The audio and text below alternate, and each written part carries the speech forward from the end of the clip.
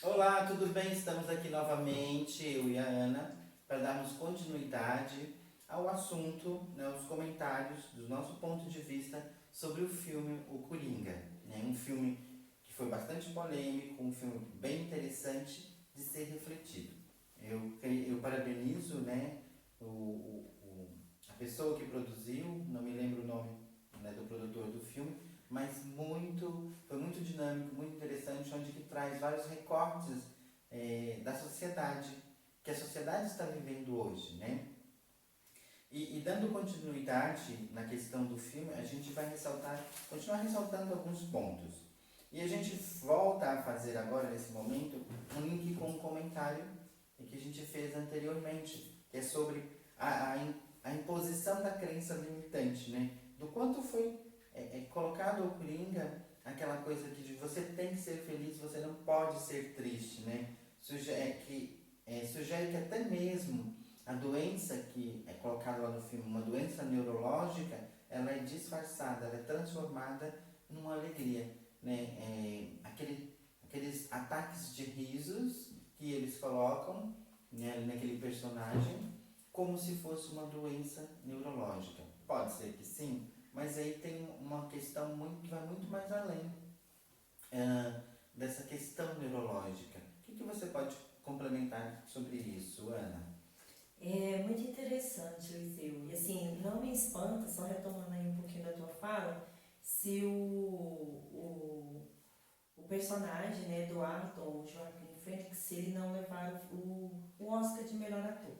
Porque não é uma coisa fácil produzir, né, essa risada. E ele consegue isso brilhantemente, ele consegue passar, quando ele ri escancaradamente, a tristeza, né?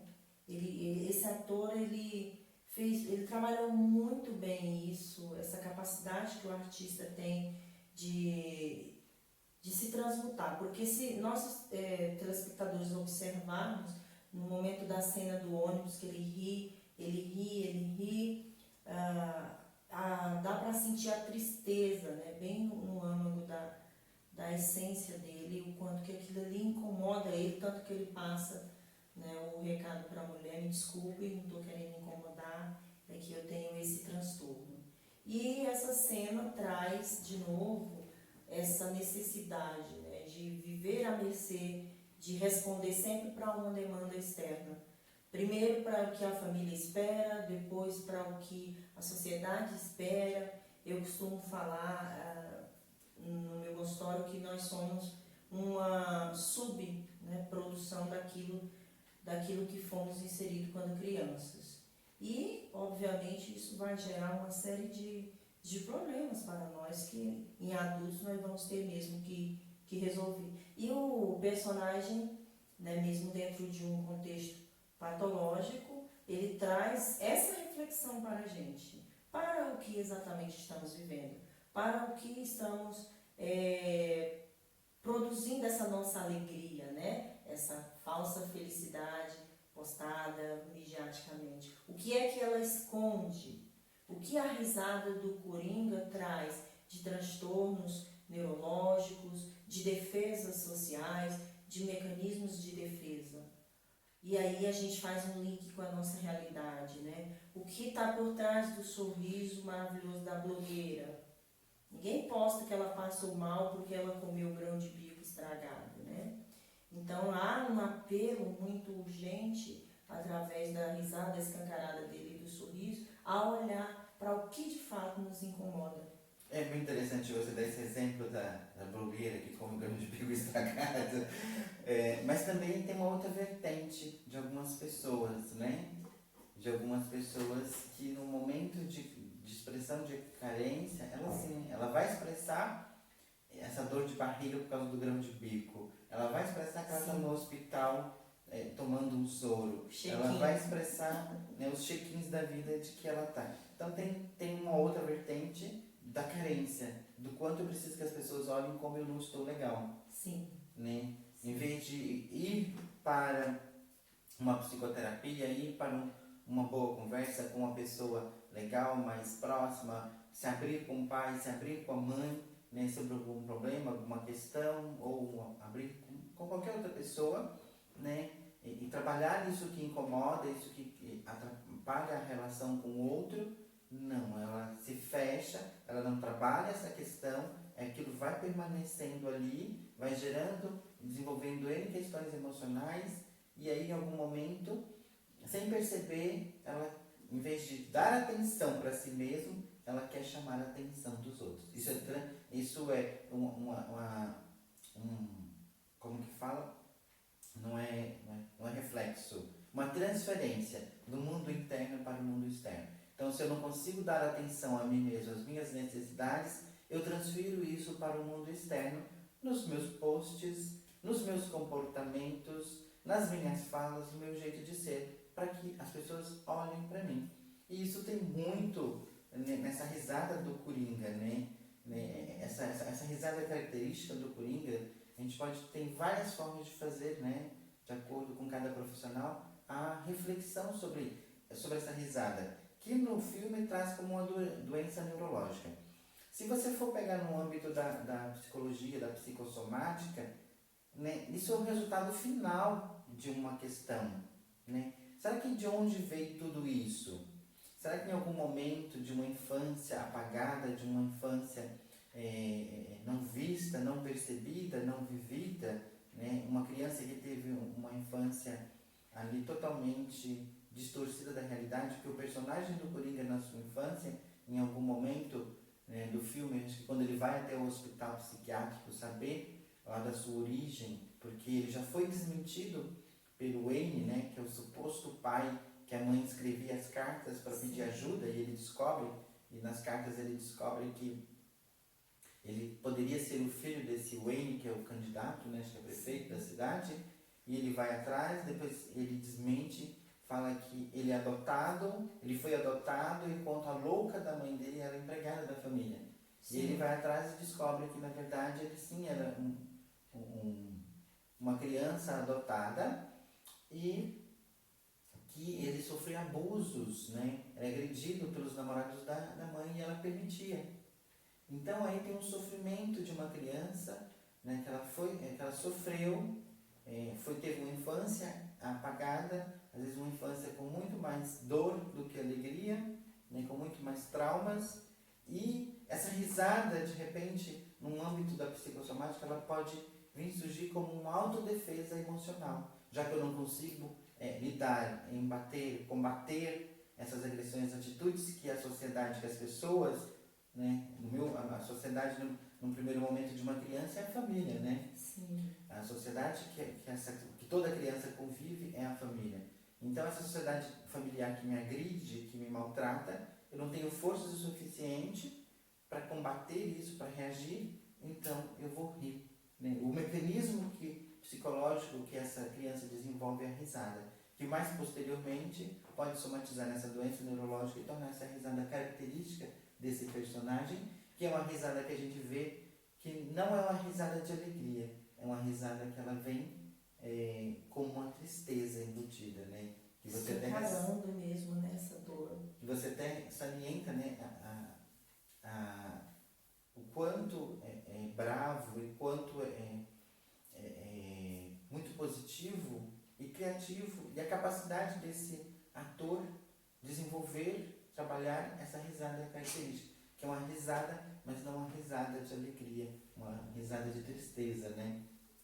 Expressão de dor mesmo. Expressão de dor, né? E já aproveitando esse link, a gente parte para um âmbito de poder e de política, né? Será mesmo que ele foi adotado? Será mesmo que ele não é filho desse político? Será mesmo que ele será mesmo que a mãe dele sempre foi louca? Que a gente tem que ressaltar aqui que na nossa sociedade hipócrita, né, de poderes e submissos, existe, vou ressaltar aqui um livro que vocês podem até ler, que é o Holocausto Brasileiro, é um livro polêmico que fala sobre a questão psiquiátrica no Brasil, mais direcionada ao manicômio de Barbacena, Minas Gerais. É uma jornalista investigadora que escreve esse livro e traz, né, nos recortes, nas entrelinhas desse livro, o quanto naquela época o poder. Da mesma forma que traz esse personagem do Wayne no filme, né? O poder das famílias, né? As famílias de mais poder têm uma certa influência, uma capacidade de forjar realidades para aquelas pessoas de menos poder, de menos recursos, de menos informação, ou até mesmo questão financeira. Naquela época, aqui no nosso Brasil, pessoas que eram filhos bastardos, amantes, poderia dar problema para aqueles fazendeiros, aquela família já estruturada, prostitutas, né?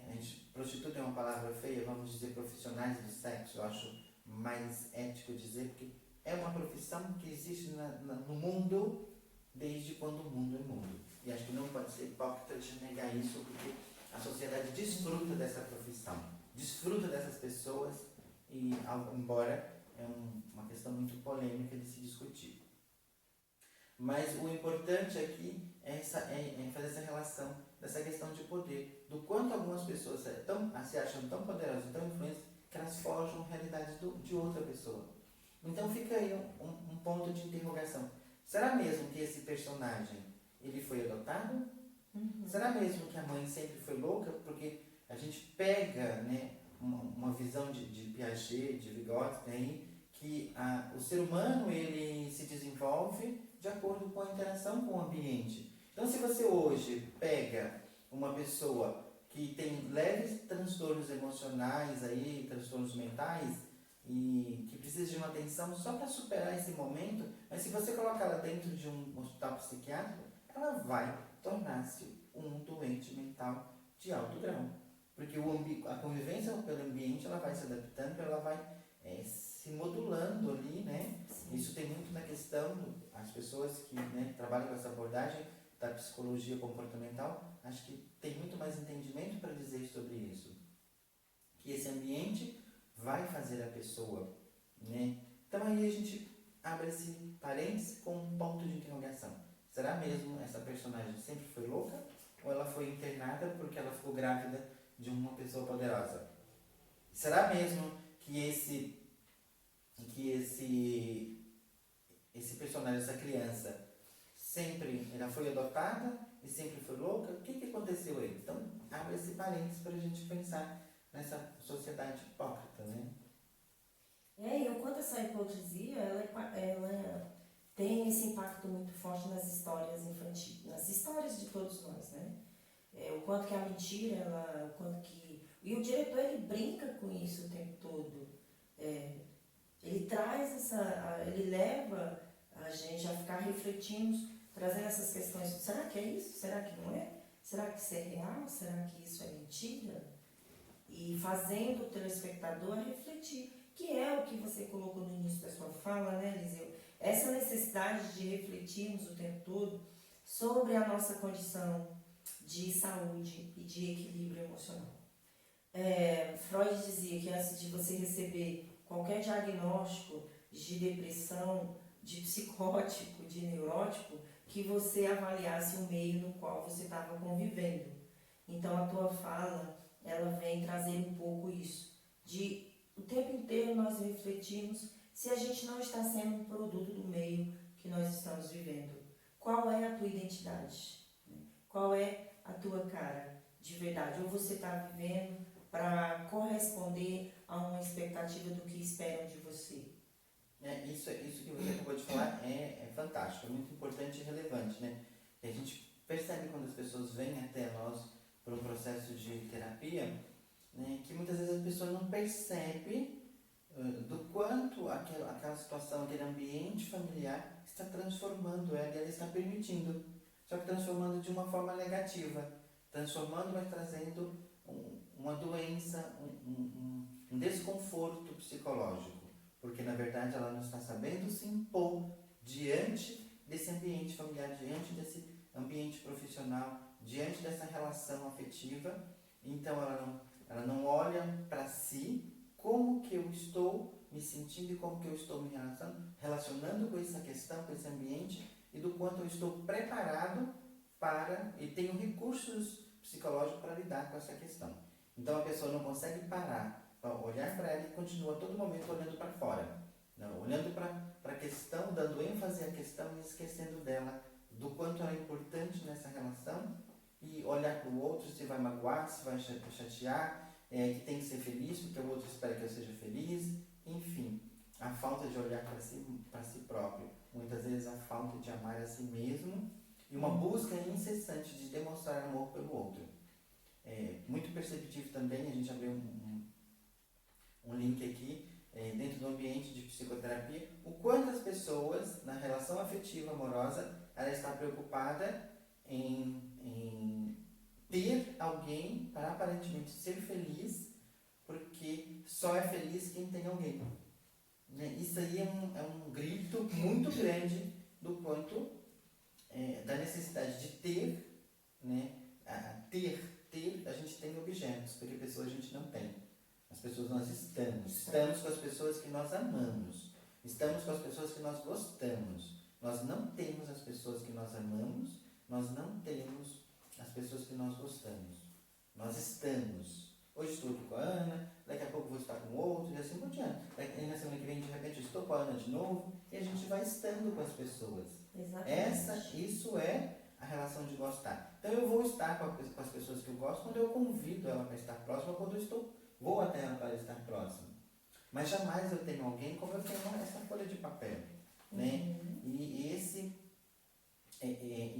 a gente vê muito das pessoas sofrendo por causa dessa falta de compreensão. Né? Que eu tenho que ter alguém para ser feliz.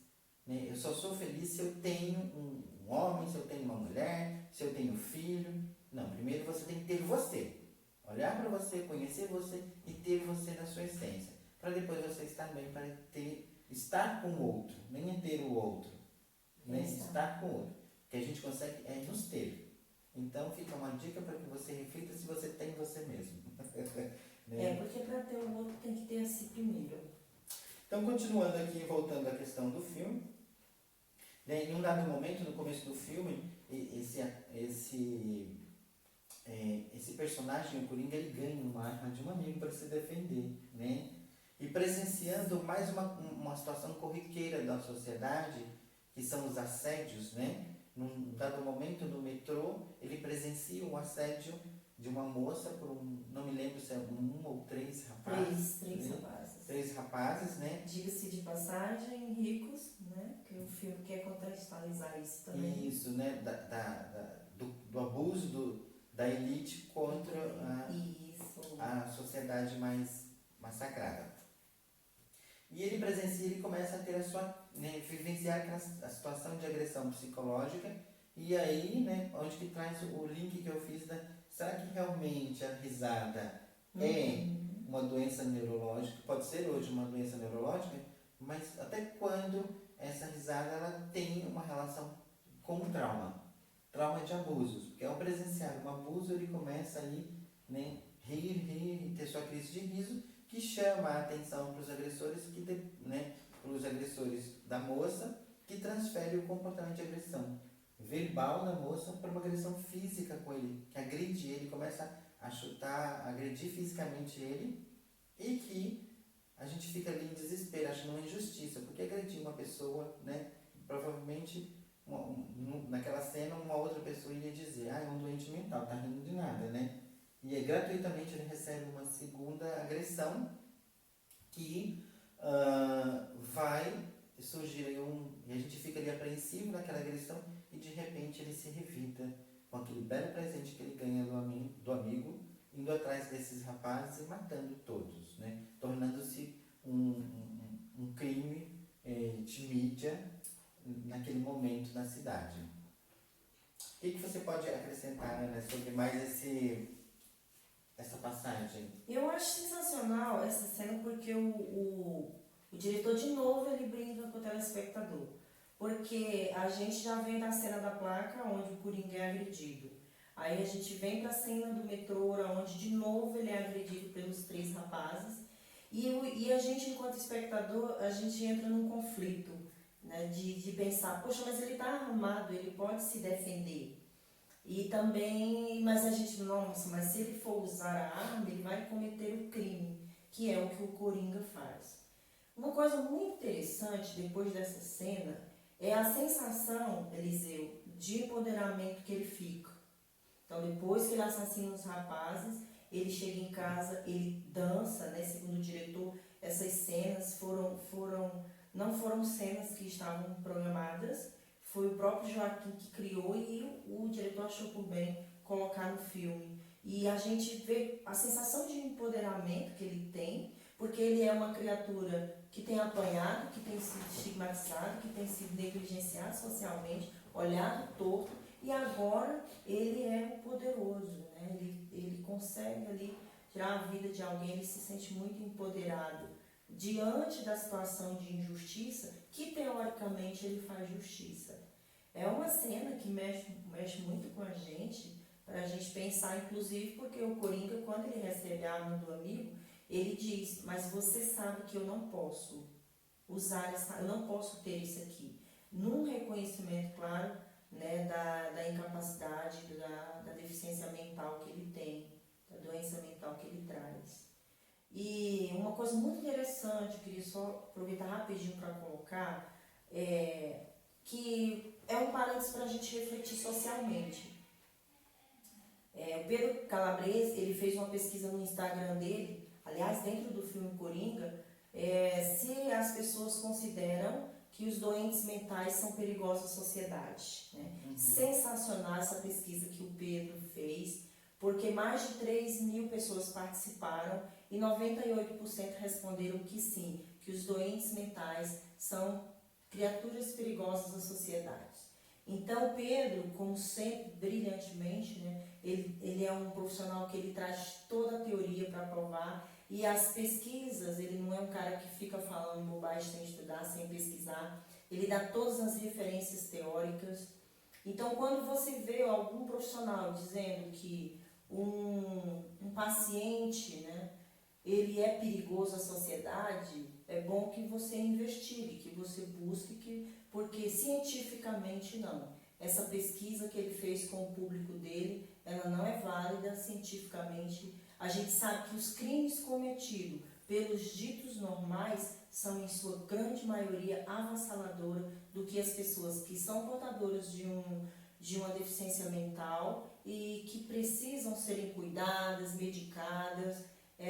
Esse índice é muito baixo. Se ela tem cuidado, se ela tem acompanhamento com o psiquiatra e com a psicoterapia, ela não tem por que cometer crimes, ela não tem por que sair por aí ameaçando a sociedade. Então é uma outra coisa muito importante que o Coringa traz para a gente refletir. E que numa conjectura, né, mais aqui trazendo para a psicologia, isso é uma das primeiras coisas que nós começamos a desconstruir na nossa formação. O que é normal e o que é patológico. Essa cena que o Eliseu está colocando aí, ela vem trazer essa reflexão. Porque qualquer pessoa, num momento de injustiça e de ameaça, ela pode ter essa mesma atitude. Então, não é uma postura inerente a quem é doente. Até mesmo porque a pessoa que tem uma psicopatologia, né, uma doença mental mais acentuada, os distúrbios, às vezes, as agressões, as reações ditas anormais, é simplesmente uma forma da pessoa gritar o quanto ela não está confortável com ela mesma. Né? Então, a pessoa em situação psiquiátrica, ela aparentemente torna-se agressiva, mas é um grito de socorro. Eu vejo como um grito de socorro.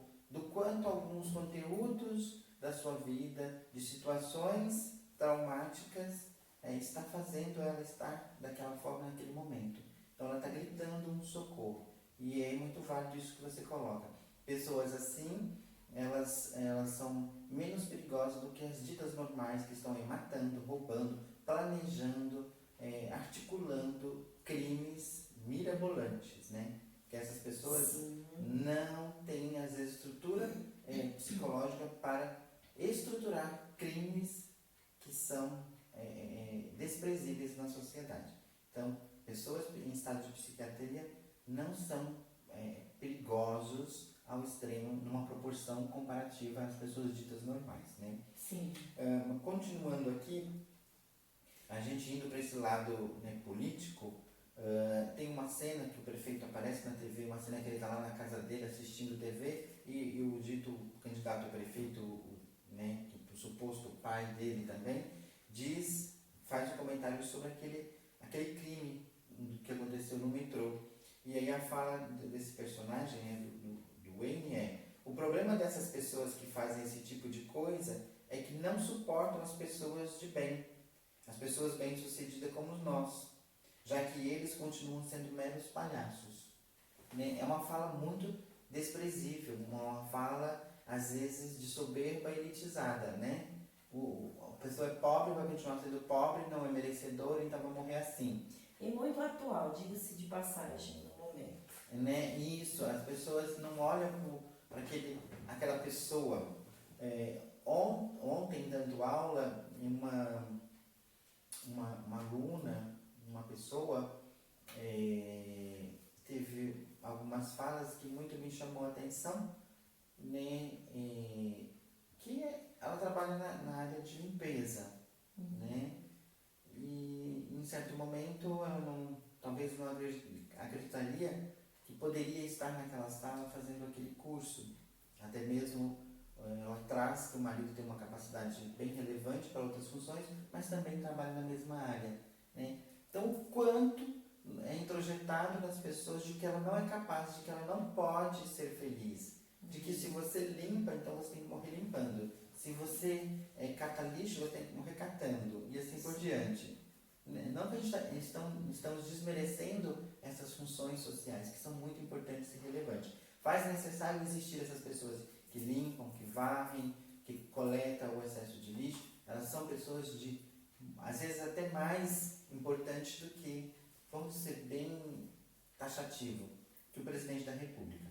Certamente. Né? Uma pessoa que está ali catando aquele lixo poluidor da natureza, está fazendo um trabalho muito importante que muitos políticos que não estão nem aí, às vezes estão só ganhando dinheiro e não estão fazendo o que deve de ser feito. Bom, mas isso vem gritar o quanto essa elite politizada, essa política, esses governantes, realmente eles estão olhando para o povo. Ontem, ouvindo em algum momento um comentário, nem sei, a TV estava ligada e eu ouvi um comentário de uma pessoa, não me lembro quem.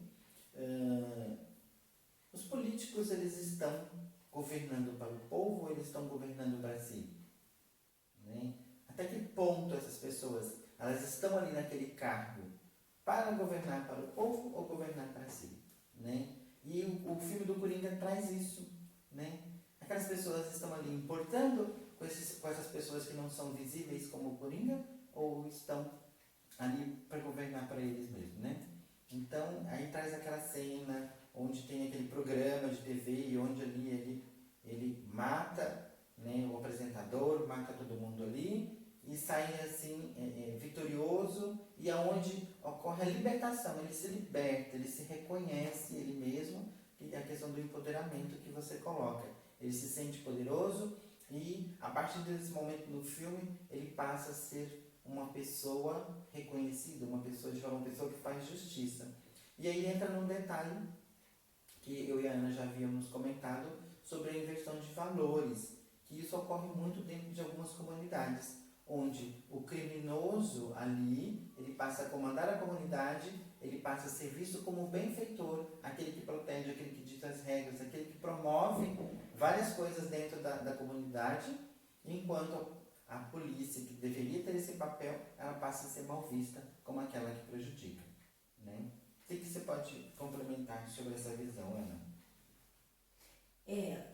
A negligência, né? Quando o Estado falha, alguém vai assumir isto. E o Coringa, a gente tem que lembrar que no filme, Gotham City está passando por uma crise, né? A crise política. Interessante como é atual esse filme.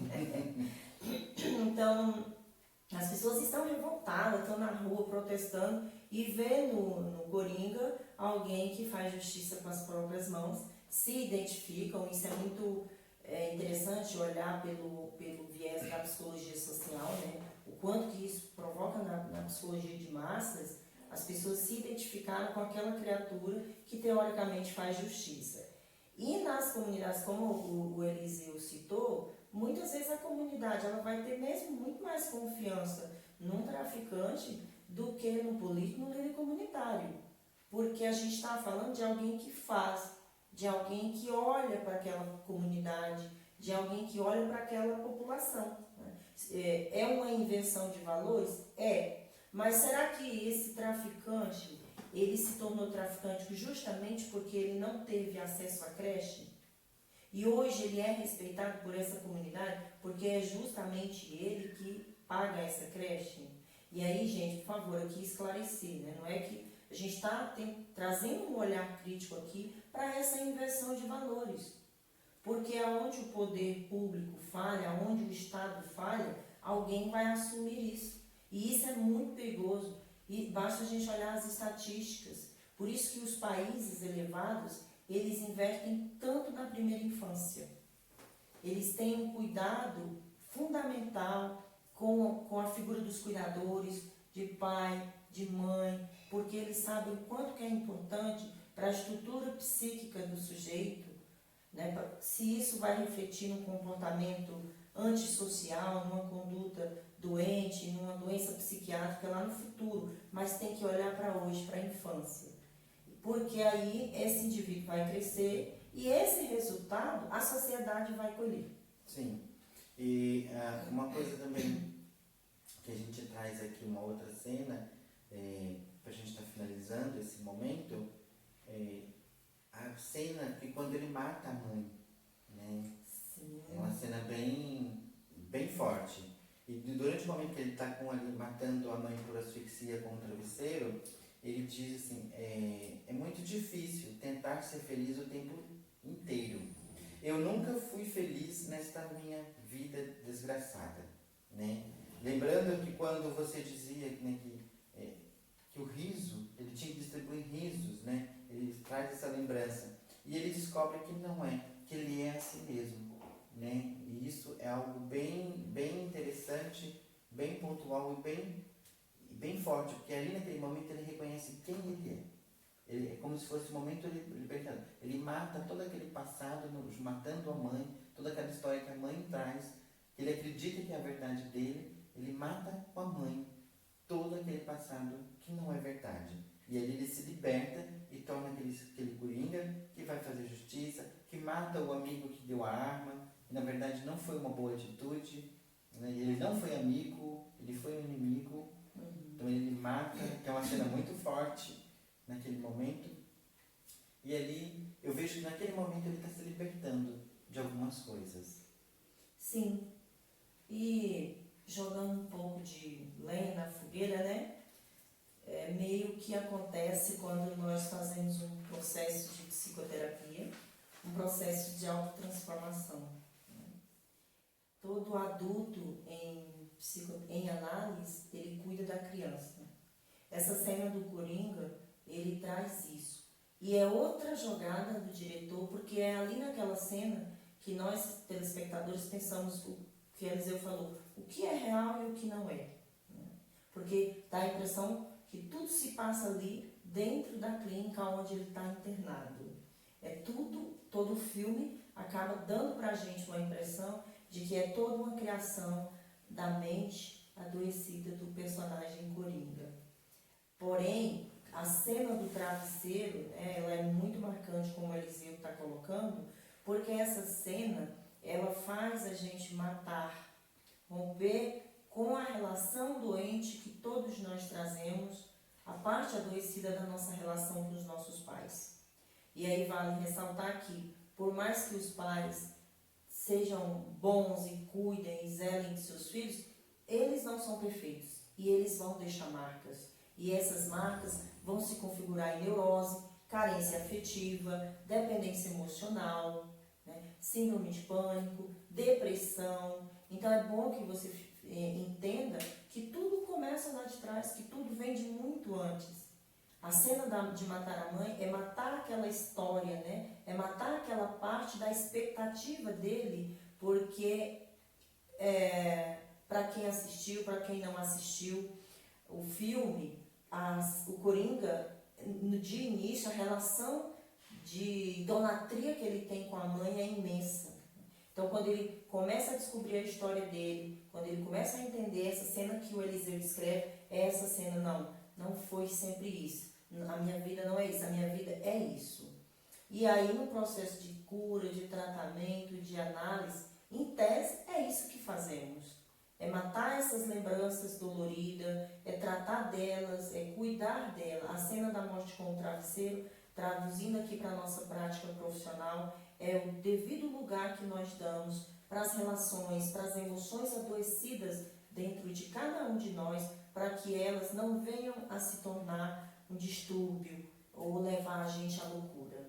E assim, para a gente estar fechando esse momento, né, esse comentário que a gente faz sobre esse filme, assim, eu vejo na questão da psicologia social, né, da questão mais gritante nesse filme tudo é a invisibilidade. O quanto a invisibilidade, como a gente já falou aqui disso, ela provoca sofrimento nas pessoas. A invisibilidade das pessoas que não são percebidas pela sociedade, pelos governos que são responsáveis de enxergar essas pessoas, de enxergar a todos nós e não são vistos porque eles não estão governando para nós, estão governando para eles mesmos, disfarçadamente fazendo algumas coisas aí esporadicamente, mas sempre olhando para as suas prioridades pessoais, né, do quanto eles vão ganhar em cima daquilo que eles estão fazendo para o povo, mas sempre olhando para si primeiro. E em segundo momento, uma invisibilidade que ocorre, que é a pior que eu acho. A invisibilidade do governo, ele traz sofrimento e consequências de uma forma geral para a sociedade. Mas a invisibilidade pior é aquela que está dentro da família. Quando uma família não percebe que uma criança está precisando de uma atenção, de certo, né? Não consegue enxergar aquilo ou ver aquilo como um simples fato corriqueiro que vai passar, que isso não vai ser relevante. E aí acaba se cegando para isso e daí surge toda uma questão patológica. Então a gente deixa esse pensar para vocês, pensar sobre isso, sobre a invisibilidade familiar também, que às vezes ocorre. Então pensa, você que é mãe, pai, que tem um filho, que está com certos comportamentos, algumas coisas, o quanto a família está ficando doente, porque não é só a criança ou o adolescente, mas a família por inteiro, porque ela não está sendo vista e percebida, ouvida e escutada. Então fica aí para vocês pensarem. Um grande abraço para todos vocês e até uma próxima vez. Assim é. E assim será.